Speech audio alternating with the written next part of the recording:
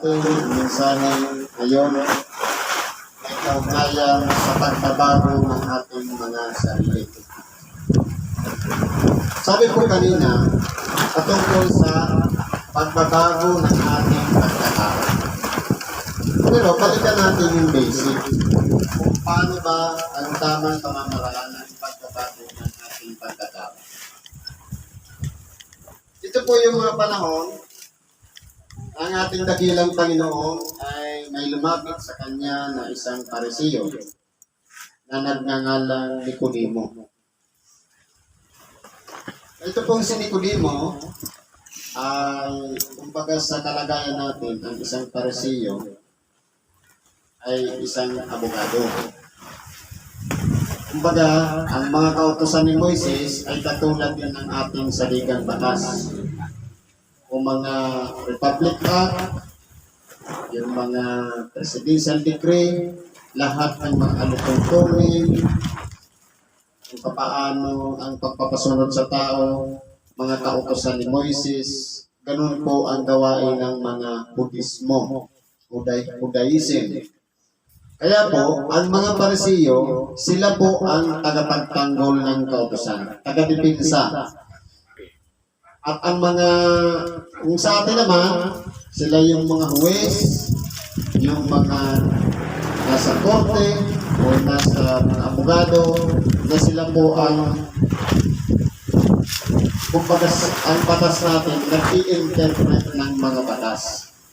Pero, yun nga lang, ang mga eskribas at Parisiyo, dahil ang eskribas, gumagawa sila ng mga batas. Katulad yun ng mga congressmen natin, mga senador, na nag-usap-usap kung ano yung napagkasunduan na mga batas na pinapatupad naman ng mga Parisiyo.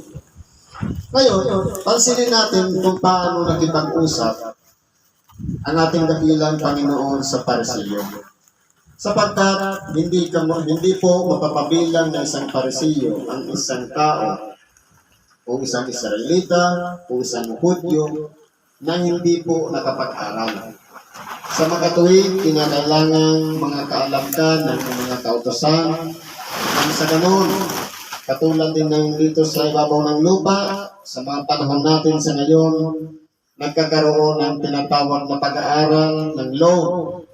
At pagkatapos, mayroong bar exam na kapag naipasa mo yung iba-ibang klaseng batas, mayroong civil law, mayroong criminal law, napakarami pong klaseng law na kinakailangan maunawaan at naiintindihan ng isang abogado o isang Parisiyo. Ngayon, sa kalagayan na to, kung titignan natin, ang ating dakilang Panginoon, hindi siya nakapag-aaral.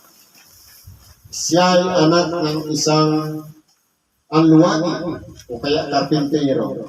Pero bakit lumapit ang Parisiyo na isang nakatapos ng pag-aaral sa ating dakilang Panginoon? At ang ginawa pa ng Parisiyo, palihim, na kumbaga hindi hayag dahil sa kahihiyan niya na siya ay may pinag-aralan samantalang ang ating dakilang Panginoon ay hindi naman nakapag-aral, kaya ginawa niyang lihim ang paglapit sa ating dakilang Panginoon. Sabi po dito, may isang lalaki nga sa mga Parisiyo na nagngangalang Nicodemo, isang pinuno ng mga Hudyo. May katungkulan po pala ito. Ito rin ay naparong sa kanya ng gabi nang sa kanya nagsabi, Rabi, nalalaman namin ikaw ay isang guro na nagbuhat sa Diyos, sapagkat walang makagagawa ng mga tanda na iyong ginagawa, maliban na kung sumas sa kanya ang Diyos. Ito pong si Nicodemo, bagamat siya ay mataas ang katungkulan dahil isang pinuno ng mga Hudyo, at nakikilala niya ang mga dakilang gawa ng ating dakilang Panginoon, na kinikilala niya na isang guro na nagbuhat sa Diyos. Sa makatuwid, bagamat mataas ang kalagayan ni Nicodemo, nagpakumbaba sa kanyang sarili at ipinalagay niya mas mataas na rin ang Diyos. At ang sinugo ng Diyos, walang iba ang ating dakilang Panginoon. Sinabi sa kanya ni Nicodemo, paano may panganganak ang tao Sumagot si Jesus sa kanya'y sinabi, katotohanan sinasabi ko sa inyo, maliban na ang tao'y ipanganak na muli ay hindi siya makakakita ng kaharian ng Diyos. Sinabi sa kanyang Nicodemo, paano may panganganak ang tao kung siya'y matanda na? Makapapasok ba siyang bilang ikalawa sa tiyan ng kanyang ina at ipanganak? Sumagot si Jesus, katotohanan sinasabi ko sa iyo, maliban na ang tao'y ipanganak ng tubig at ng Espiritu ay hindi siya makapapasok sa kaharian ng Diyos. Kung titingnan natin sa pag-uusap ng ating dakilang Panginoon at ni Nicodemo, kumbaga, hindi naman sila nagtatalo. Ang paliwanag lang ng ating dakilang Panginoon, maliban na ang tao'y ipanganak na muli. Na kumbaga, sa kalagayan naman ng Nicodemo, parang namimilusog po ang ating dakilang Panginoon na ipanganganak na muli. Kaya ang sabi niya, maaari bang ipasok na muli sa tiyan ng kanyang ina? Ngayon, pinaliwanag ng ating dakilang Panginoon, ang ipinanganak ng Espiritu, maliban ang panganak ng tubig at ng Espiritu ay hindi makapapasok sa kaharian ng Diyos. Kumbaga, dito po, lumawak na ang pag-iisip ni Nicodemo. Na kung tinignan natin, ang kapanganakan ng tao, di ba nagmumula yan sa paglilihi ng isang ina? Una, sa paglilihi, kalawa, sa paglilihi ng ina, at pagdadala ng 9 na buwan sa kanyang sinapupunan, at pagkatapos noon, sa araw ng kapanganakan, may lalabas na tubig at dugo, at pagkatapos noon, iluluwal na yung sanggol. Bagamat mahirap sa kalagayan ng isang ina, subalit laking kagalakan pagkatapos na maisilang ang isang sanggol sa sanlibutan. Ngayon, yun po ang proseso ng pagpapanganak. Pero bakit sinabi ng ating dakilang Panginoon na ipanganak na muli? Hindi po nangangahulugan na dahil tayo ay nakakilala na sa Diyos, muling ipapasok muli sa tiyan at ipapanganak ng ina. Hindi po. Kundi, kumbaga, sa kalagayan ng tinatawag na isang salita, yung katagang bago. Di po ba, sa isang tao na kasisilan pa lang, ang tingin sa kanya ay bago. Bagong luwal, bagong labas. Ngayon, dito naman sa paliwanag ng ating dakilang Panginoon, ang pagbabago ng ating pagkatao. Kasama na po dyan ang ating pag-iisip, ang ating kamalayan, kaalaman, ang buong nating pagkatao, buong diwa. Lahat ng yan ay kinakailangang baguhin. Bakit po? Dahil unang-una, sa kalagayan ng isang tao pagkapanganak, nandun siya kasama ng magulang kung ano ang kinabubuhay ng magulang, kung ano ang kanyang kinalakihan, mahirap man, umayaman, yun ang kanyang matututunan, depende sa natutunan din ng magulang. Kaya ngayon, kung ang magulang ay sugarol, siyempre ganun din ang magiging anak. Kung ang magulang ay magnanakaw, ganun din ang mamanahin ng anak. Kung ang magulang ay reliyoso, ganun din ang magiging anak. Ngayon, sa kalagayan na ito, dapat naunawaan ng tao.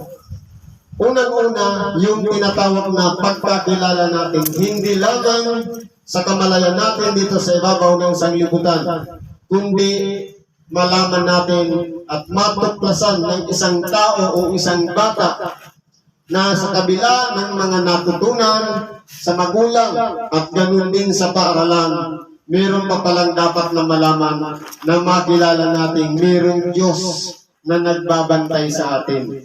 Merong Diyos na dapat nating sambahin. Merong Diyos na dapat nating parangalan at dapat nating luwalhatiin sa pamamagitan ng ating mga buhay.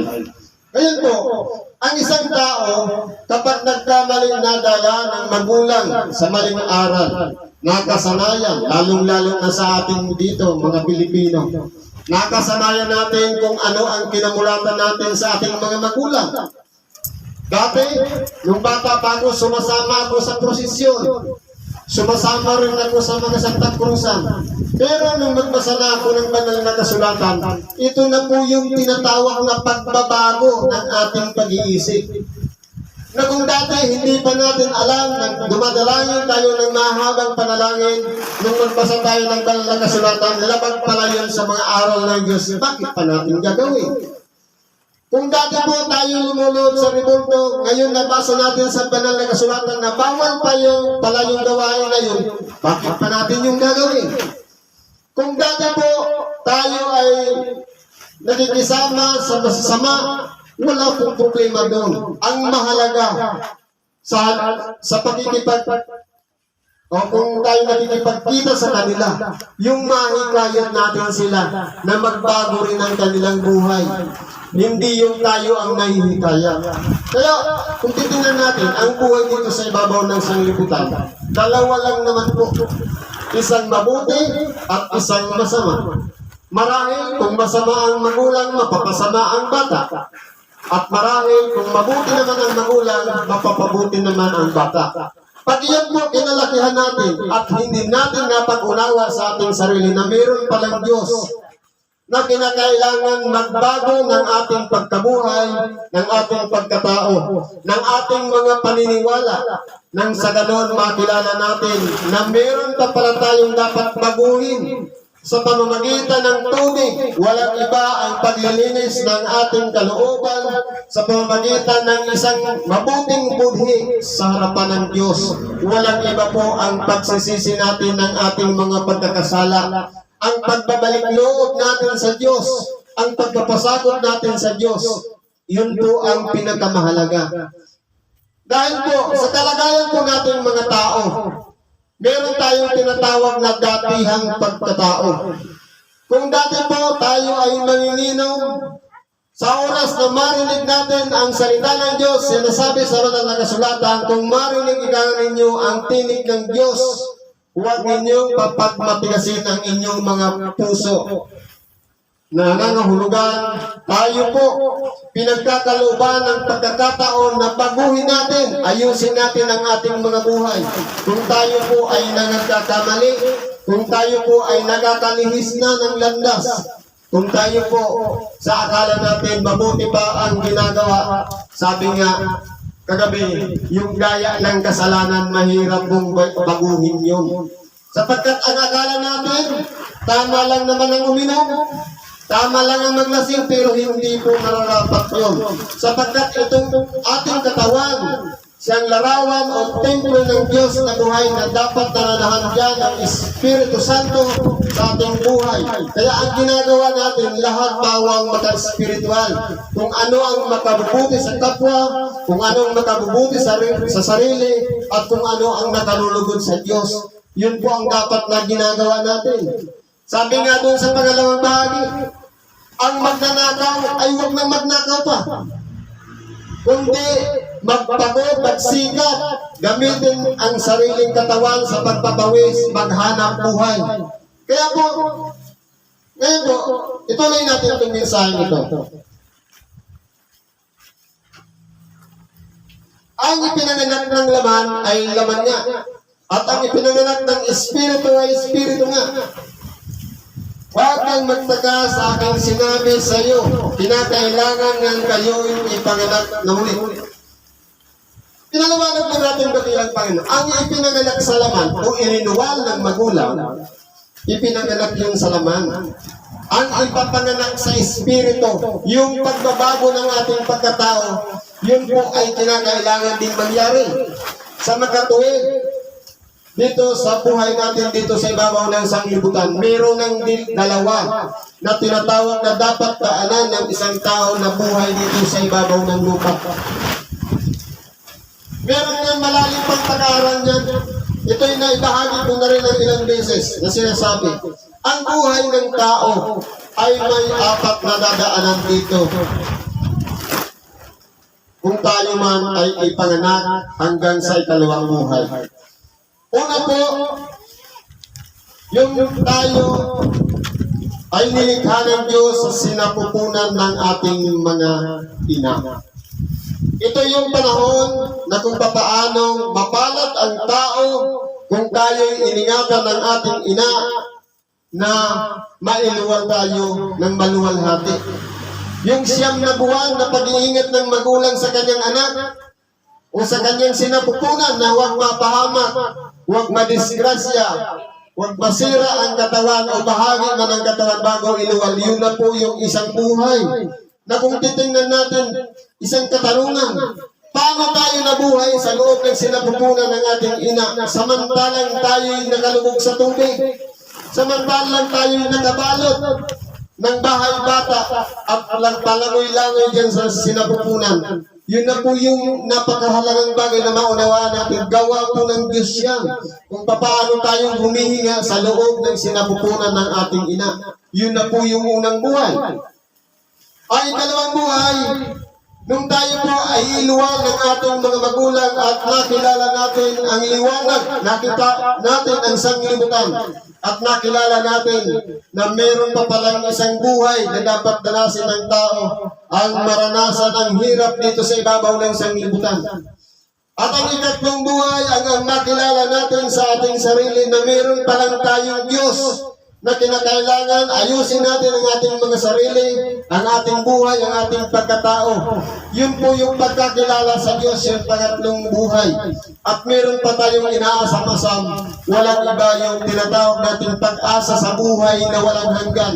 Na pagkatapos ng tao ay mamatay dito sa ibabaw ng sanglibutan, meron pang itinagda ang Diyos na isang araw na ipaghuhukom sa mga tao nang sa ganun ang gumagawa ng mabuti ay mas makapiling ng Diyos, siyang matatawag na ligtas, at yung masasama ay pupunta naman doon sa kanyang kalagayan na walang iba, inihanda na din ng Diyos sa mga taong sumasalangsang din sa Diyos. Nauna na ang sinusundan nila, walang iba, ang Diablo na tunay mula pa nung una siya'y masama na.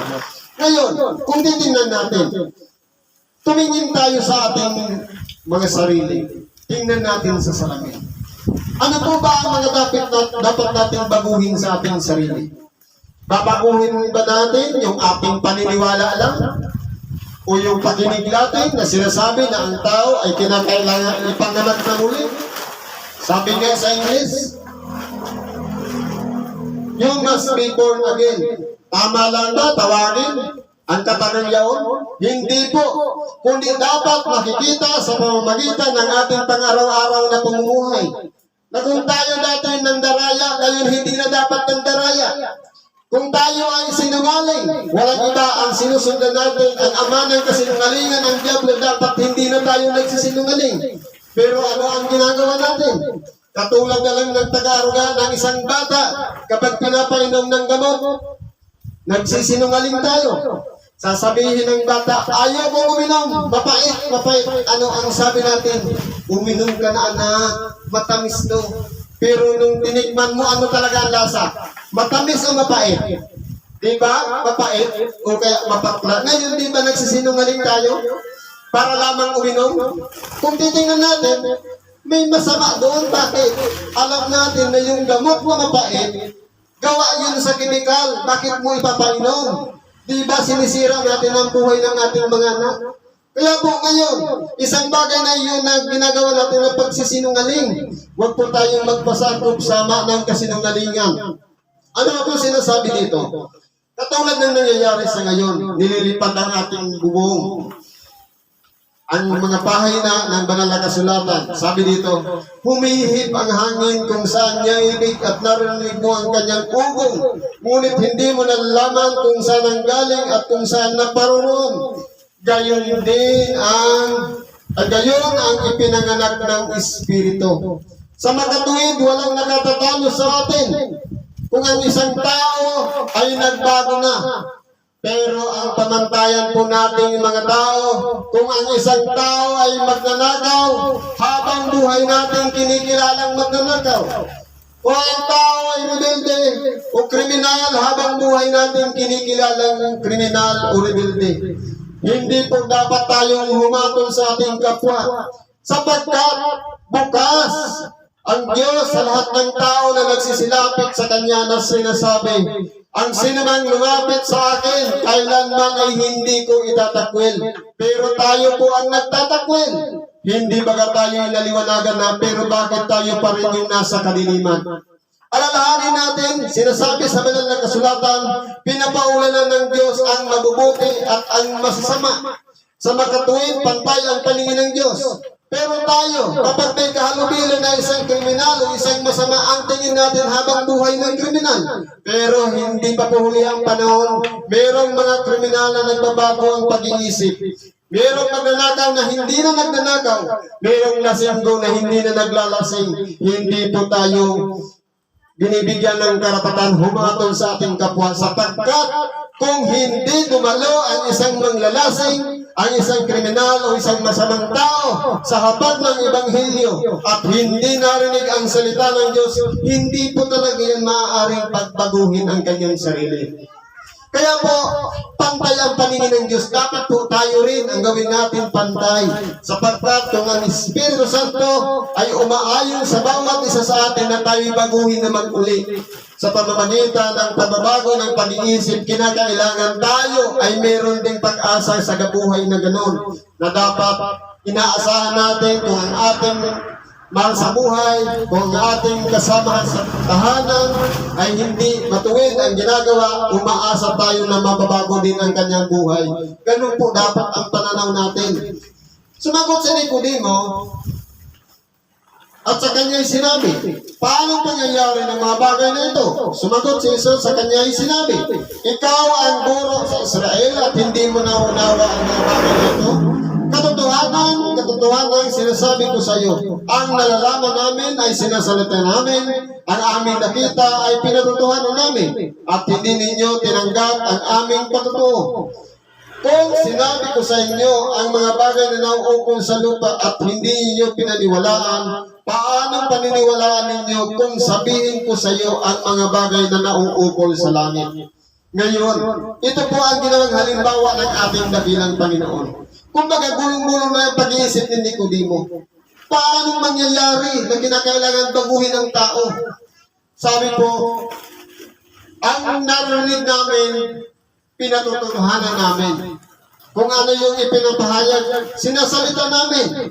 Sa makatuwid, nakabase lamang kung ano ang narinig, siya rin ibabalita.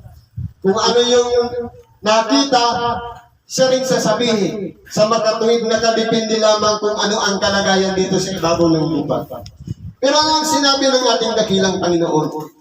Kung ang mga bagay nga dito sa ibabaw ng sanglibutan, hindi tayo naniniwala na ang isang taong masama nagbago na, paano natin masasabi ang panganganak na muli sa isang tao na ang isang tao nga, bagamat sinungaling, isang masama, o isang taong hindi gumagawa ng kalooban ng Diyos, hindi natin pinaniniwalaan na siya'y nagbago na. Paano natin masasabi na nagtitiwala tayo na kinakailangan baguhin ng Diyos ang taong yaon? At sa atin nga, harap-harapan natin tinutuligsa na masama ang tao, kriminal. Kung titingnan natin, ang isang kriminal na nakulong, pag lumaya yan ang tawag nating ex-convict, kriminal pa rin, di ba? Ano pa ang dapat natin gawin? Dapat alisin na natin yung ex. Alisin na natin yung convict. Sa makatuwid, ipalagay na natin, kaparehas na rin natin na binago na ng Diyos. Nagbago na rin pag-iisip. Lamang ang may problema kung sino pa ang dapat na nagkakaunawa at sino pa ang dapat na natuto na nagiging katulad ni Nicodemo na walang iba ang iniisip niya lamang. Sabi ng Panginoon, guro ka ng Israel, hindi mo nalalaman. Tayo po alam na natin. Nagbabahagi tayo ng banal na kasulatan. Nagbabasa tayo ng banal na kasulatan. Pero kung tayo po nagbuhusga sa ating kapwa, hindi po matuwid yun. Kaya ang dapat natin gawin, sa isang taong masama na nagbalik loob sa Diyos, binago ang pag-iisip, binago ang diwa o buong pagkatao. Ano po ang gagawin natin? Ipagpasalamat natin sa Diyos sapagkat nadagdagan ang mga mabubuti.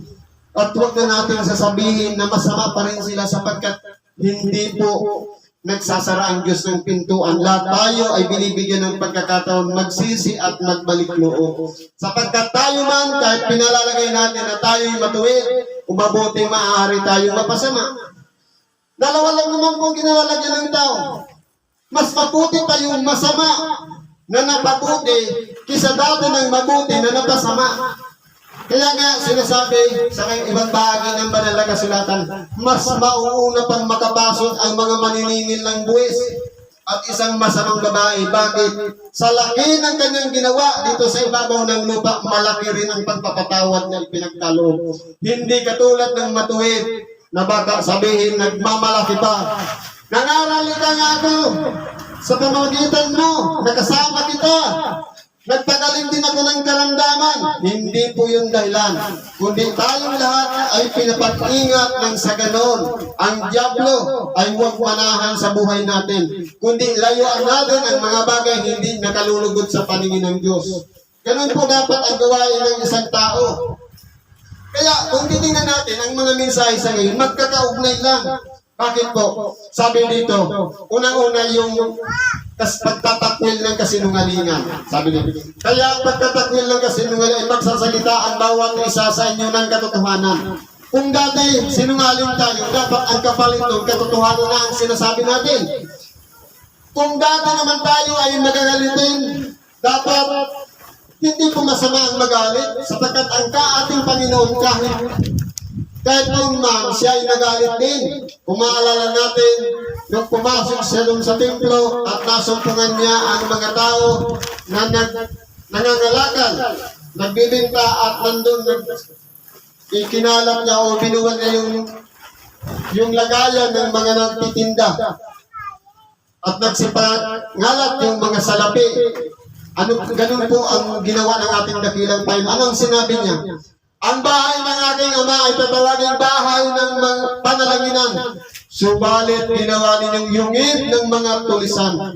Kung titingnan natin, maiksi lamang nakataga na sinabi ng ating dakilang Panginoon, pero napakahalaga sa ating buhay. Bakit po? Sapagkat kung ang ating sarili ay ipinalalagay na templo ng Espiritu Santo na dapat nating pag-ingatan na ang nananahan dyan ay walang iba kabutihan, ginagamit natin ang ating sariling kalooban sa pamamagitan ng pagkikipag-ugnayan sa Diyos, sa pamamagitan ng ating mga pananalangin. Subalit kung ang naroon sa loob natin ay katulad ng gawain ng isang tulisan na walang iba kung ano ang nakikita sa ating kapwa, siyang pinagkukwento din natin sa ating kapwa. Kung ano ang namamasdan natin sa ating mga kapwa, ganun din ang ginagawa natin, ipinamamalita pa natin. Na sa halip itigil na natin ang pagpapakalat ng ikasasama ng ating kapwa, kundi pagpayuhan na lang natin na mapabuti ang kanilang mga sarili. Kaya po dito, sa tinatawag na galit, ingatan natin na huwag tayong magkasala. Sapagkat ang galit, kapag pinalumugan natin ang araw, na kumbaga, nagalit tayo, pagkatapos nun, pinalipas natin na bumuupo doon ang tinatawag na puot, hanggang sa tumagal yun, ang tawag na doon. Yun nga, sinabi ko puot, na hanggang kamatayan, hindi mababago ang ating sarili, na hindi natin mapapatawad ang isang tao. Ano ba sinasabi dito? Ang nagnanakaw ay huwag nang magnakaw pa. Sa makatuwid, kung tayo ay tinanggap na natin sa ating sarili na mula sa ating dating kalagayan, na tayo ay isang makasalanan, tayo'y sa pamamagitan din ng kalooban ng Diyos, sa pamamagitan ng isang karamdaman ay tinawag tayo sa lugar na ito upang makinig ng salita ng Diyos at naranasan natin ang pagbabago ng ating sarili sa pamamagitan ng isang luha na tumutulog yan sa ating mata. Na ito na yung panahon upang tayo makapagbalik loob sa Diyos. Ito na rin po ang panahon na ang isang tao nagbalik loob sa Diyos at pinatawad ang ating pagkakasala, meron po siyang inilalagay na tanda. Walang iba ang tanda ng Espiritu Santo na nandiyan sa buhay natin. Ito na po yung tutulong sa ating buhay. Sapagkat kung dati tayo madali lang gumawa ng pagkakamali, madali lang magmura, madali lang manglibat, madali lang mangalipusta. Pero kapag tayo mayroon ng tatak ng Espiritu Santo, mayroon na tayong tinatawag na budhi na pumipigil sa ating sarili. Sa ganun, huwag na natin gawin yung dati natin ginagawa. Kung dati tayo ay palamura, dahil sa kapangyarihan ng Espiritu Santo, siya nang pumipigil sa ating dila na huwag nang magsalita ng masama. Kung dati tayo ay palabintangin, ang gagawin natin ng isang tao na nakita natin gumagawa ng masama, ipapanalangin na lang natin na maging malinis man ang kanyang kalooban at magbago ang pag-iisip at hindi na gumawa muli ng ganung gawain. Ganun na po ang pinanahanan ng Espiritu Santo. Ngayon, hindi po natin kayang baguhin ang ating mga sarili. Kaya ang tanda ng Espiritu Santo, yun po ang tagatulong natin. Para yung mga hindi natin kayang gawin, magagawa natin dahil ang kapangyarihan ng Diyos nandiyan sa ating buhay. Kung dati, madali lang naman, halimbawa sa daanan, ang alak, madadaanan mo talaga, mapapainom ka talaga. Kahit na may trabaho ka. Pero, dahil sa kapangyarihan ng Espiritu Santo, hindi ka na dadaan doon na uupo, mapipigilan mo na ang sarili na hindi na magbabad sa inuman. Ganun na magiging kalagayan. Kung dati madali lang, pakitaan ka lang ng baraha, maya-maya nakapwesto na. Dahil sa kapangyarihan ng Espiritu Santo, mayroon na dyan sa isip natin na nagdidikta. Huwag yan, masama yan. Kaya ngayon, katulad ito sa pagnanakaw. Kung dati, madali lang, sabihin natin isang sakit ang pagnanakaw. Minsan, hindi na mamalayan, pero ginagawa.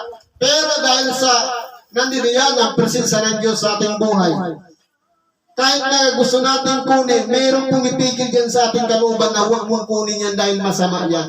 Yun na yung tinatawag na budhi. Yan na yung tatak ng Espiritu Santo na nagdidikta sa atin upang huwag natin magawa ang ating mga dapat na ginagawa dati.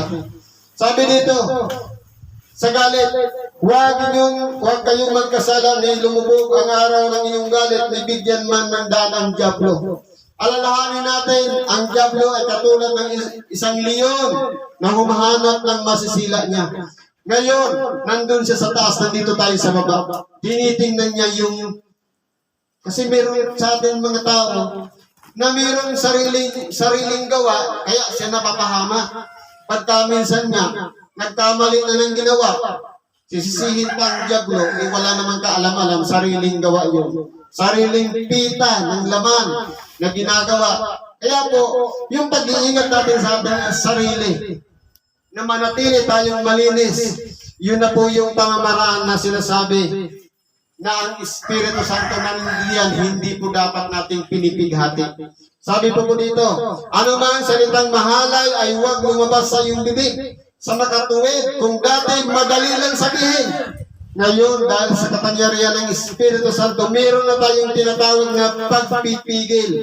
Kundi ang mabuting ikatitibay ayon sa pangangailangan, huwag makinabang ng biyaya upang makinabang ng biyaya ang mga nagsisipakinig. Kung gayon, kung dati pawang kasinungalingan, pawang mga balita na hindi naman katotohanan ang ginagawa natin, dapat paguhin na natin ang ating sarili. Ibalita na natin yung mabuting balita. Walang iba ang salita ng Diyos. Ibahagi na natin sa ating kapwa. Paano natin may babahagi ang salita ng Diyos? Kapag ang isang tao nakita natin na masama ang kanyang gagawin, pwede natin pigilan para huwag nang ituloy. Halimbawa, balak nang magnakaw, payuhan natin, huwag yan, magbago ka ng hindi na kita sasamahan yan. Pero kung wala ang kapangyarihan ng Espiritu Santo, maaaring ayunan mo pa yan. Baka sige Brad, samahan kita. Pero dahil sa kapangyarihan ng Espiritu Santo, iiwas ka na sa mga bagay na hindi na dapat ginagawa. Kundi dapat nasa pagbabago tayo ng ating mga sarili. At huwag ninyong pighatiin ng Espiritu Santo ng Diyos na sa Kanya kayo tinatakan hanggang sa kaarawan ng pagkatubos. Sa makatuwid, paano natin malalaman ang presensya ng Espiritu sa ating buhay? Alamin natin, tanongin natin ang ating mga sarili. Kung dati noon, bilang tayo nabubuhay dito sa ibabaw ng lupa, Meron tayong mga gawain na dati natin ginagawa. Yung pagsisinungaling, yung pagbabalita ng hindi naman totoo, yung paninirang puri. Ngayon, mararamdaman natin yan sa ating mga sarili kung mayroon ng pumipigil. Kapag marunong na tayo o nararamdaman natin ang pagpipigil na yun at marunong na tayong baguhin ang ating sarili, nandiyan na po ang presensya ng Espiritu Santo. Sa makatuwid, hindi na tayo ang gumagawa, kundi ang kapangyarihan ng Diyos na nananahan sa buhay natin, yun na yung gumagawa. Sa makatuwid, kung ang ating sarili ay nandiyan, ginagawang templo ng Diyos ang ating sarili, nandiyan na ang tinatawag na pag-ibig. Kung dati naiinis tayo sa ating kapwa kapag nakikita, ngayon hindi na. Pawang pag-ibig na lang natin ang ipapakita natin sa Kanya. Kung dati ay nililibag natin kapag may nakita tayo, nakala sinisiraan tayo, yun pala nagkukwentuhan lang naman. Dapat hindi na ganun. Yung pagdududa dapat mawala na yan sa ating sarili. At ganun din po, kung tayo po, makita natin ang ating kapwa na sinisiraan tayo, sa halip na gantihan din natin o kaya magalit tayo doon sa naninira sa atin dahil sa kapangyarihan ng Espiritu Santo, ipapanalangin natin yung taong yun nang sa ganun tumigil na ng kanyang ginagawa. Ganun po dapat ang ginagawa natin. Ang lahat ng kapaitan at kagalitan at pagkakaalit at kadaldalan at panglilibag ay mga alisnawa sa inyo, pati ang lahat ng masasamang akala. Isa-isay natin. Yung kapaitan. Kapag tayo po ay mayroong tinatawag na panlibugho o mga pagsisilos o mga bagay na hindi naman matuwid, dapat iwagsik na po natin yan. Yung pagkakaalit, na yung bagang ang tingin natin palagi tayong inaaway. Na kumbaga kahit wala naman ginagawa, akala tayo inaaway. Dapat alisin na rin po natin yan. Yung kagalitan, dapat kung dati magagalitin tayo, ngayon hindi na, mahaba ng ating pasensya. Marunong na tayo mag-control ng ating pagkatao. Dapat yun na po ang gagawin natin. At ang kadaldalan, mas maigi pang magdagdag gamitin natin na ibahagi ang salita ng Diyos na malay natin sa kakasabi natin dun sa tao na nagbalik loob sa Diyos. Hindi baga laking kagalakan ang mga anghel sa langit dahil sa isang taong nagsisi at nagbalik loob sa Diyos. Mas magiging mapalad pa tayo sapagkat napakahalaga ang isang taong nagsisi at nagbalik loob sa Diyos. At panglilibak, kung dati lahat na lang nakikita natin sa ating kapwa, dapat hindi na. Na kumbaga, kulang na lang. Talupan mo ang buong katawan, lahat na lang ng ginagawa. Hindi nakikita natin. Dapat po hindi na ganoon.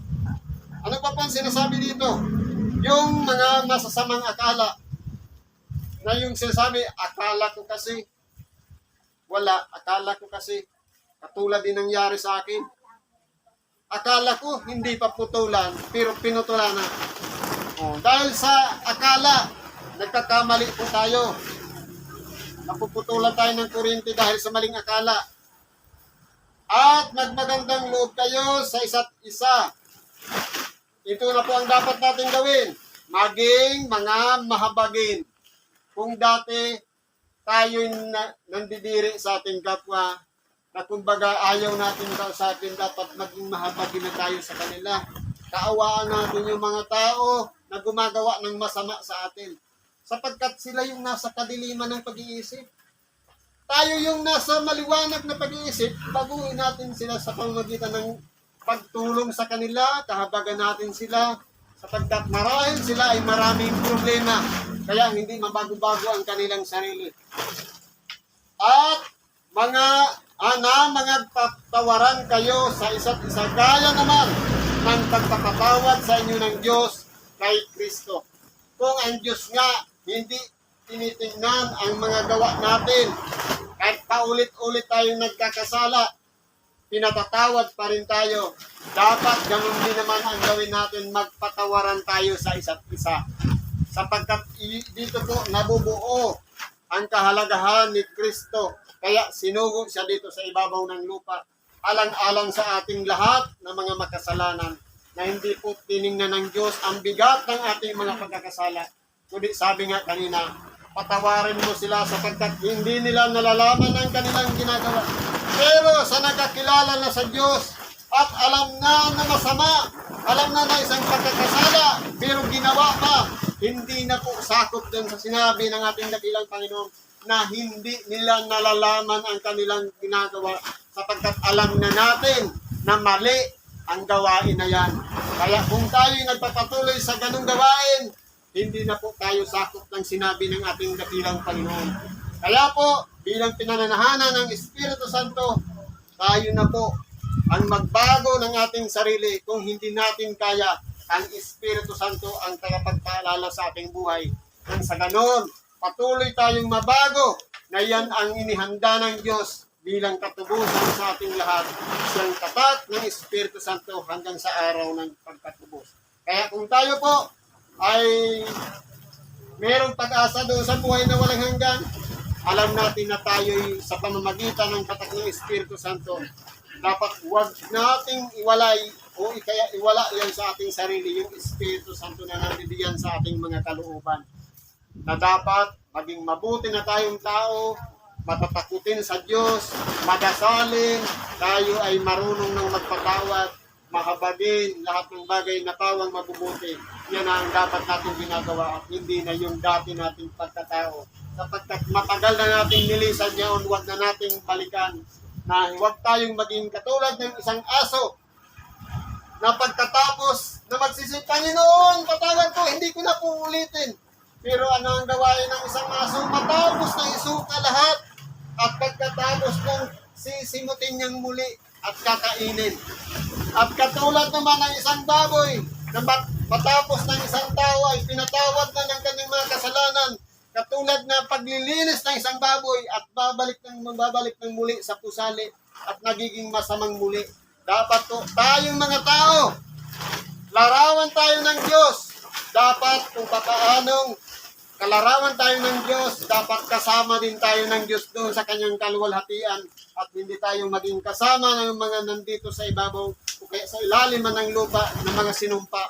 Walang iba yung mga tao o mga nilikha ng Diyos na unang panahon na nagpakasama na sa kanilang sarili.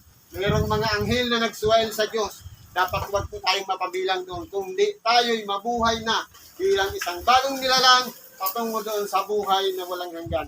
Yan lamang po ang may babahagi ko. Salamat sa maiksing panahon at isang mapagpalang araw sa bawat isa.